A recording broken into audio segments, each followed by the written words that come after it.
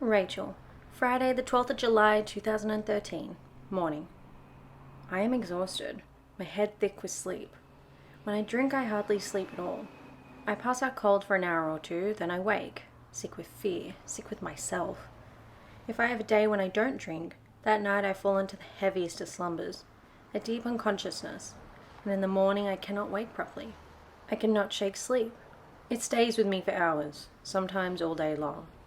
There is just a handful of people in my carriage today, none in my immediate vicinity. There is no one watching me, so I lean my head against the window and close my eyes. The screech of the train's brakes wakes me. We're at the signal. At this time of morning, at this time of year, the sun shines directly on the back of the trackside houses, flooding them with light. I can almost feel it, the warmth of that morning sunshine on my face and arms as I sit at the breakfast table, Tom opposite me. My bare feet resting on top of his because they're always so much warmer than mine. My eyes cast down at the newspaper. I can feel him smiling at me, the blush spreading from my chest to my neck, the way it always did when he looked at me a certain way. I blink hard and Tom's gone. We're still at the signal. I can see Jess in her garden and behind her a man walking out of the house. He's carrying something, a mug of coffee perhaps, and I look at him and realize that it isn't Jason. This man is taller, slender, darker. He's a family friend. He's her brother, or Jason's brother. He bends down, placing the mugs on the metal table in their patio. He's a cousin from Australia, staying for a couple of weeks. He's Jason's oldest friend, best man at their wedding. Jess walks towards him. She puts her hands around his waist and she kisses him, long and deep. The train moves. I can't believe it. I snatch air into my lungs. I realize that I've been holding my breath. Why would she do that? Jason loves her. I can see it. They're happy. I can't believe she would do that to him. He doesn't deserve that. I feel a real sense of disappointment. I feel as though I have been cheated. A familiar ache fills my chest. I have felt this way before, on a larger scale, to a more intense degree. Of course, but I remember the quality of the pain. You don't forget it. I found out the way everyone seems to find out these days. An electronic slip. Sometimes it's a text or a voicemail message. In my case, it was an email. The modern day lipstick on the collar. It was an accident, really. I wasn't snooping. I wasn't supposed to go near Tom's computer because he was worried I would delete something important by mistake or click on something I shouldn't and let in a virus or a Trojan or something. Technology's not really your strong point, is it, Rach? He said after the time I managed to delete all the contacts in his email address book by mistake. So I wasn't supposed to touch it, but I was actually doing a good thing. I was trying to make amends for being a bit miserable and difficult. I was planning a special 4th anniversary getaway, a trip to remind us how we used to be. I wanted it to be a surprise, so I had to check his work schedule secretly. I had to look. I wasn't snooping. I wasn't trying to catch him out or anything. I knew better than that. I didn't want to be one of those awful suspicious wives who goes through their husband's pockets. Once, I answered his phone when he was in the shower, and he got quite upset and accused me of not trusting him. I felt awful because he seemed so hurt. I needed to look at his work schedule, and he'd left his laptop on because he'd run out late for a meeting. It was a perfect opportunity, so I had a look at his calendar, noted down some dates. When I closed down the browser window with his calendar in it, there was his email account. Logged in, laid bare. There was a message at the top from aboyd@cinnamon.com. I clicked. XXXXX. That was it. Just a line of X's. I thought it was spam at first until I realized they were kisses. It was a reply to a message he'd sent a few hours before, just after 7, when I was still slumbering in our bed.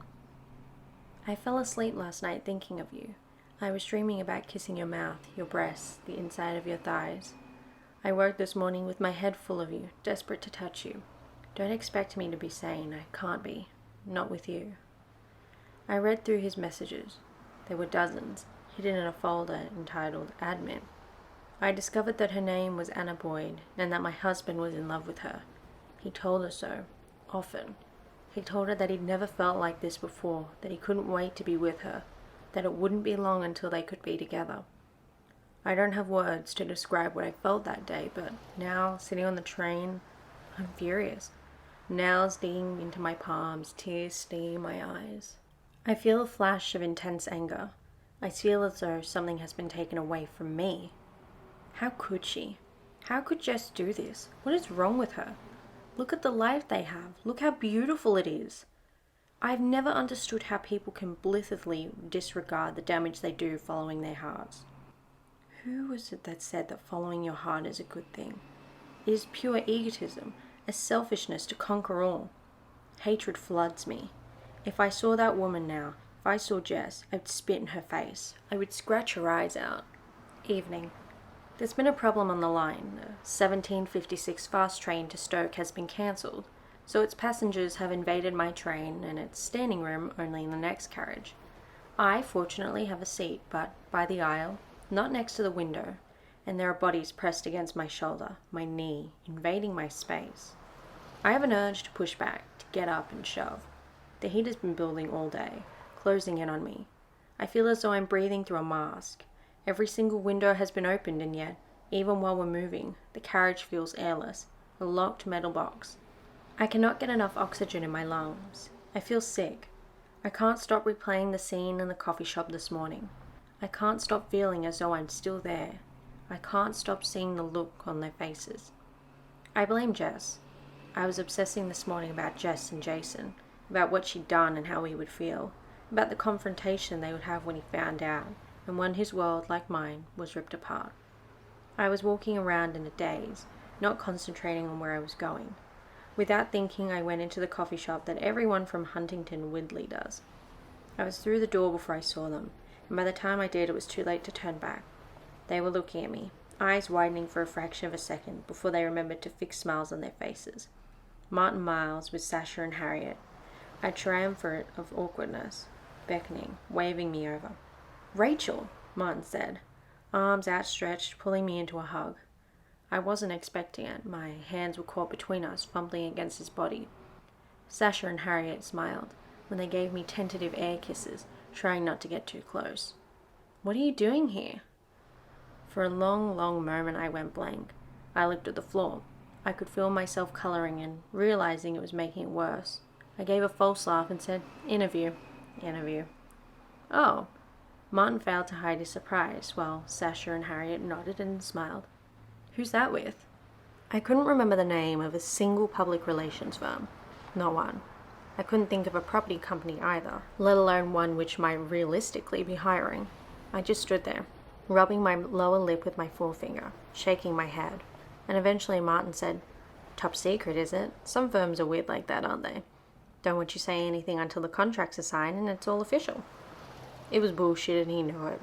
He did it to save me and nobody bought it, but everyone pretended they did and nodded along.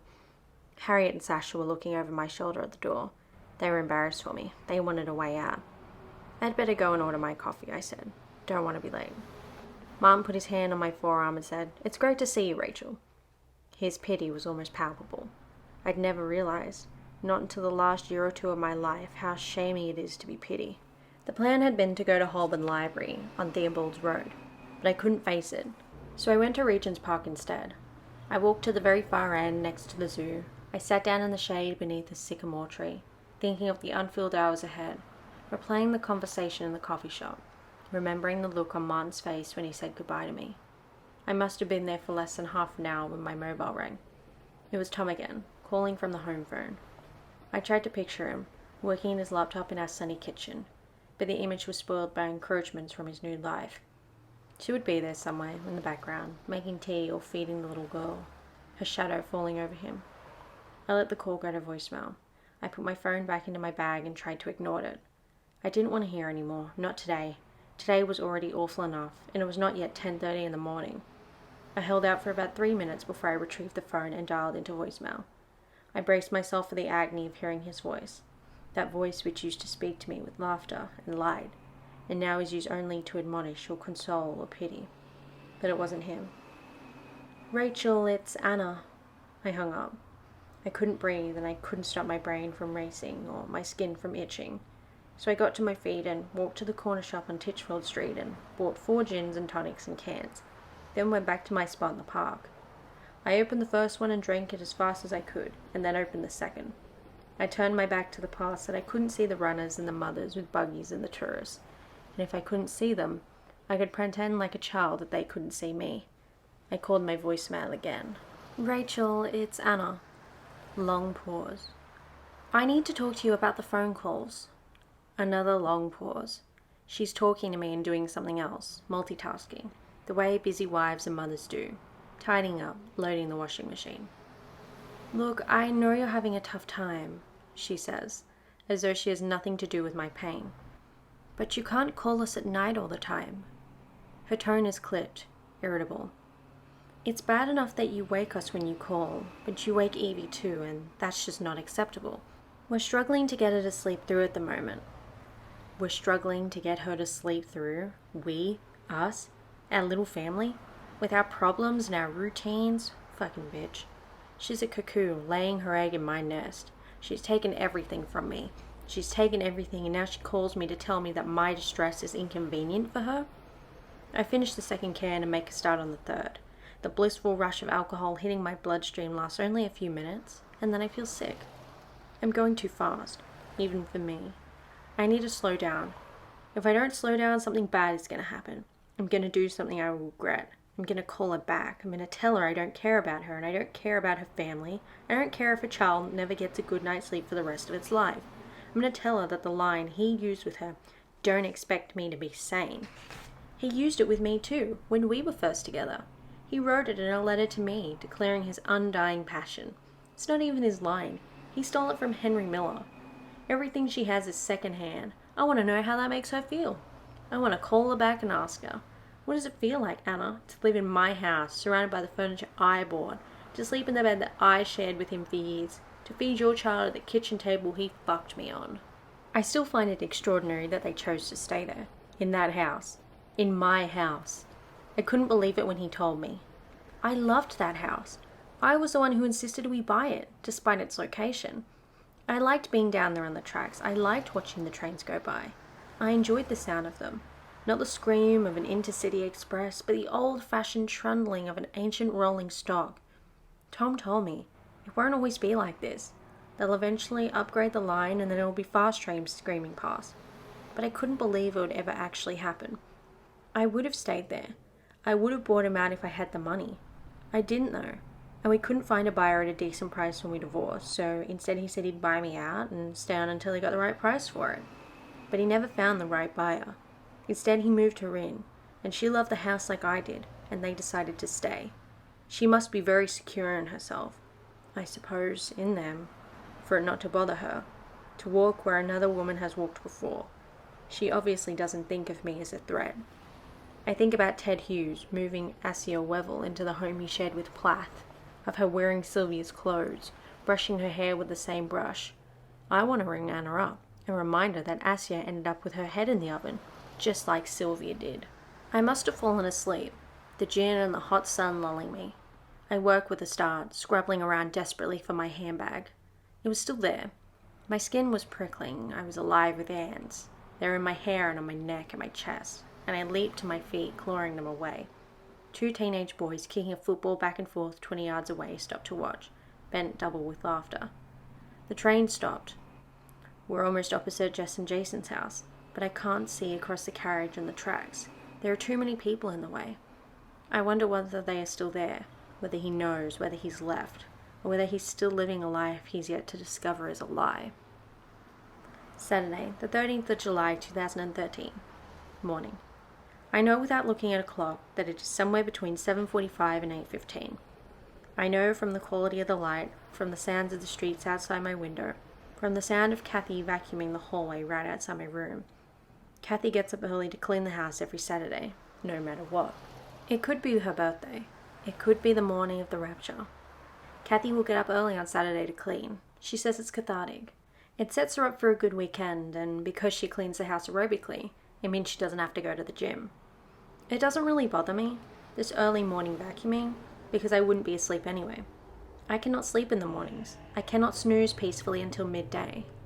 I wake abruptly, my breath jagged and heart racing, my mouth stale, and I know immediately that's it. I'm awake. The more I want to be oblivious, the less I can be. Life and light will not let me be. I lie there, listening to the sound of Kathy's urgent, cheerful busyness. and I think about the clothes on the side of the railway line, and about Jess kissing her lover in the morning sunshine. The day stretches out in front of me, not a minute of it filled. I could go to the farmer's market on the Broad. I could buy venison and pancetta, and spend the day cooking. I could sit on the sofa with a cup of tea and Saturday Kitchen on TV. I could go to the gym. I could rewrite my CV. I could wait for Kathy to leave the house, go to the off-license and buy 2 bottles of Savington Blanc. In another life, I work early too, the sound of the 804 rumbling past. I opened my eyes and listened to the rain against the window. I felt him behind me, sleepy, warm, hard. Afterwards, he went to get the papers and I made scrambled eggs. We sat in the kitchen drinking tea. We went to the pub for a late lunch. We fell asleep, tangled up together in front of the TV. I imagine it's different for him now. No lazy Saturday sex or scrambled eggs. Instead, a different sort of joy. A little girl tucked up between him and his wife babbling away. She'll be just learning to talk now. All dada and mama and a secret language incomprehensible to anyone but a parent. The pain is solid and heavy. It sits in the middle of my chest. I cannot wait for Kathy to leave the house.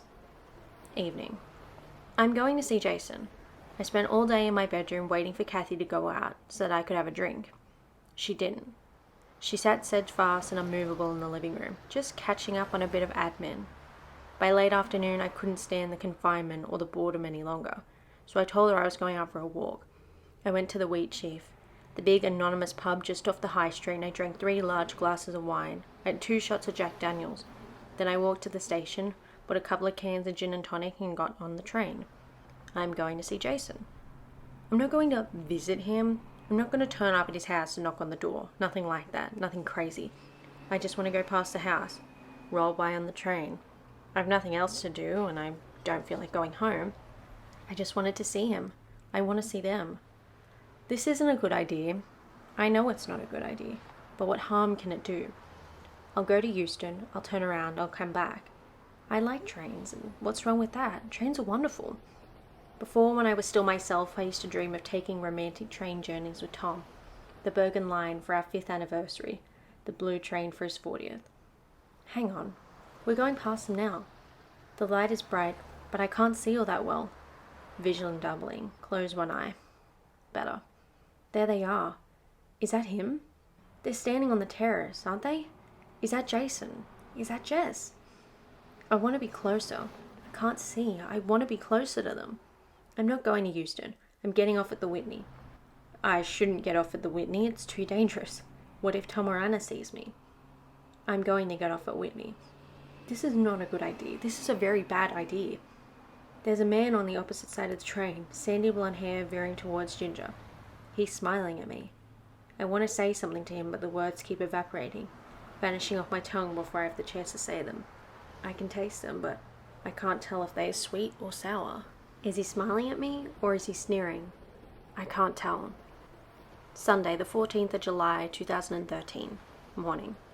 My heartbeat feels as though it's in the base of my throat, uncomfortable and loud. My mouth is dry. It hurts to swallow. I roll onto my side, my face turned towards the window. The curtains are drawn, but what light there is hurts my eyes. I bring my hand up to my face. I press my fingers against my eyelids, trying to rub away the ache. My fingernails are filthy. Something is wrong. For a second I feel as though I'm falling, as though the bed has disappeared from beneath my body. Last night, something happened. The breath comes sharply into my lungs and I sit up. Too quickly, heart racing, head throbbing. I wait for the memory to come. Sometimes it takes a while. Sometimes it's there in front of my eyes in seconds. Sometimes it doesn't come at all. Something happened, something bad. There was an argument, voices were raised. Fists? I don't know, I don't remember. I went to the pub, I got onto the train, I was at the station, I was on the street. Blenheim Road. I went to Blenheim Road. It comes over me like a wave, black dread. Something happened, I know it did. I can't picture it, but I can feel it. The inside of my mouth hurts as though I've bitten my cheek. There's a metallic tang of blood on my tongue. I feel nauseated, dizzy. I run my hands through my hair, over my scalp. I flinch. There's a lump, painful and tender, on the right side of my head. My hair is matted with blood. I stumbled. That's it. On the stairs at Whitney Station. Did I hit my head? I remember being on the train, but after that there is a gulf of blackness, a void. I'm breathing deeply, trying to slow my heart rate, to quell the panic rising in my chest. Think. What did I do? I went to the pub, I got on the train, there was a man there. I remember now, reddish hair. He smiled at me. I think he talked to me, but I can't remember what he said. There's something more to him, more to the memory of him, but I can't reach it, can't find it in the black. I'm frightened, but I'm not sure what I'm afraid of, which just exacerbates the fear. I don't even know whether there's anything to be frightened of. I look around the room. My phone is not on the bedside table, my handbag is not on the floor. It's not hanging over the back of the chair where I usually leave it. I must have had it though, because I'm in the house, which means I have my keys. I get out of bed. I'm naked. I catch sight of myself in the full-length mirror in the wardrobe. My hands are trembling, mascara is smeared over my cheekbones, and I have a cut on my lower lip. There are bruises on my legs. I feel sick. I sit back down on the bed and put my head between my knees, waiting for the wave of nausea to pass. I get to my feet, grab my dressing gown and open the bedroom door just a crack. The flat is quiet. For some reason, I am certain Kathy isn't here. Did she tell me she was staying at Damien's? I feel as though she did, though I can't remember when. Before I went out, or did I speak to her later? I went as quietly as I can into the hallway. I can see that Kathy's bedroom door is open. I peer into her room. Her bed is made. It's possible she already got up and made it, but I don't think she stayed here last night, which is a source of some relief. If she isn't here, she didn't see or hear me come in last night, which means that she doesn't know how bad I was. This shouldn't matter, but it does. The sense of shame I feel about an incident is proportionate not just to the gravity of the situation, but also to the number of people who have witnessed it. At the top of the stairs I feel dizzy again and grip the banister tightly. It is one of my greatest fears, along with bleeding into my belly where my liver finally packs up, that I will fall down the stairs and break my neck. Thinking about this makes me feel ill again. I want to lie down, but I need to find my bag, check my phone. I at least need to know that I haven't lost my credit cards. I need to know who I called and when. My handbag has been dumped in the hallway, just inside of the door. My jeans and underwear sit next to it in a crumpled pile. I can smell the urine from the bottom of the stairs. I grab my bag to look for my phone. It's in there, thank God, along with a bunch of scrunched up 20s and a blood-stained Kleenex. The nausea comes over me again, stronger this time. I can taste the bile in the back of my throat and I run, but I don't make it to the bathroom. I vomit on the carpet halfway up the stairs. I have to lie down. If I don't lie down, I'm going to pass out. I'm going to fall. I'll clean up later. Upstairs, I plug in my phone and lie down on the bed. I raise my limbs, gently, gingerly, to inspect them. There are bruises on my legs and above the knees. Standard drink-related stuff. The sort of bruises you get from walking into things. My upper arms bear more worrying marks. Dark, oval impressions that look like fingerprints. This is not necessarily sinister. I've had them before. Usually from when I'd fallen and someone has helped me up. The crack on my head feels bad, but it could be from something as innocuous as getting into a car. I might have taken a taxi home. I pick up my phone. There are 2 messages. The first is from Kathy, received just after 5, asking where I've got to. She's going to Damien's for the night. She'll see me tomorrow. She hopes I'm not drinking on my own. The second is from Tom, received at 10:15. I almost drop the phone in fright as I hear his voice. He's shouting, "Jesus Christ, Rachel, what the hell is wrong with you? I've had enough of this, alright? I've just spent the best part of an hour driving around looking for you. You've really frightened Anna. You know what? She thought you were going to... She thought... It's all I could get her to not ring the police. Leave us alone. Stop calling me. Stop hanging around. Just leave us alone. I don't want to speak to you. Do you understand me? I don't want to speak to you. I don't want to see you. I don't want you anywhere near my family. You can ruin your own life if you want to, but you're not ruining mine. Not anymore. I'm not going to protect you any longer, understand? Just stay away from us." I don't know what I've done. What did I do? Between 5 o'clock and 10:15, what was I doing? Why was Tom looking for me? What did I do to Anna? I pull the duvet over my head, and close my eyes tightly. I imagine myself going to the house, walking along the little pathway between their garden and the neighbor's garden, climbing over the fence. I think about sliding open the glass doors, stealthily creeping into the kitchen. Anna's sitting at the table. I grab her from behind. I wind my hand into her long blonde hair. I jerk her head backwards. I pull her to the floor and I smash her head against the cool blue tiles. Evening. Someone is shouting. From the angle of the light streaming in my bedroom window, I can tell I've been sleeping a long time. It must be late afternoon, early evening. My head hurts. There's blood on my pillow. I can hear someone yelling downstairs. I do not believe this. For God's sake. Rachel! Rachel! I fell asleep. Oh, Jesus. And I didn't clean up the vomit on the stairs and my clothes in the hallway. Oh, God. Oh, God. I pull on a pair of tracksuit bottoms and a t-shirt. Kathy is standing right outside my bedroom door when I open it. She looks horrified when she sees me. What on earth happened to you?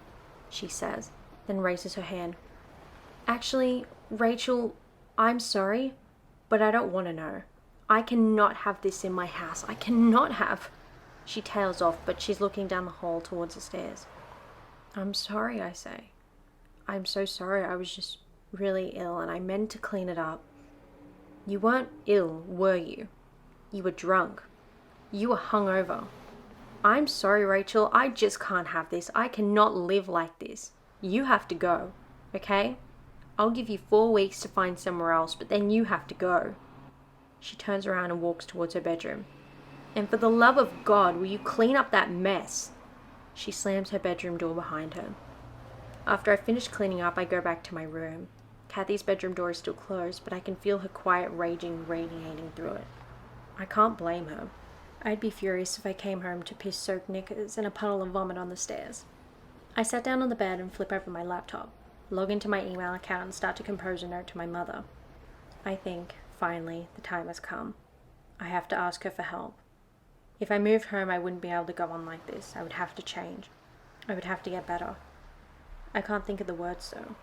I can't think of a way to explain this to her. I can picture her face as she reads my plea for help, the sour disappointment, the exasperation. I can almost hear her sigh. My phone beeps. There's a message on it, received hours ago. It's Tom again. I don't want to hear what he has to say, but I have to. I can't ignore him. My heartbeat quickens as I dial into my voicemail, bracing myself for the worst. Rachel, will you phone me back?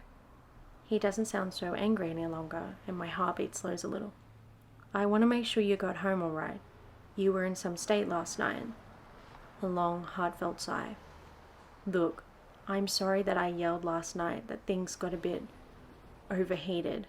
I do feel sorry for you, Rachel. I really do, but this has just got to stop. I play the message a second time, listening to the kindness in his voice, and the tears come. It's a long time before I stop crying, before I'm able to compose a text message to him saying, I'm very sorry. I'm at home now. I can't say anything else because I don't know what exactly it is I'm sorry for. I don't know what I did to Anna, how I frightened her. I don't honestly care that much, but I do care about making Tom unhappy. After everything he's been through, he deserves to be happy. I will never begrudge him happiness. I only wish it could be me. I lie down on the bed and crawl under the duvet. I want to know what happened. I wish I knew what I had to be sorry for. I try desperately to make sense of an elusive fragment of a memory. I feel certain that I was in an argument, or that I witnessed an argument. Was that with Anna? My fingers go to the wound on my head, to the cut on my lip. I can almost see it. I can almost hear her words. But it shifts away from me again. I just can't get a handle on it. Every time I think I'm about to seize the moment, it drifts back into the shadow, just beyond my reach.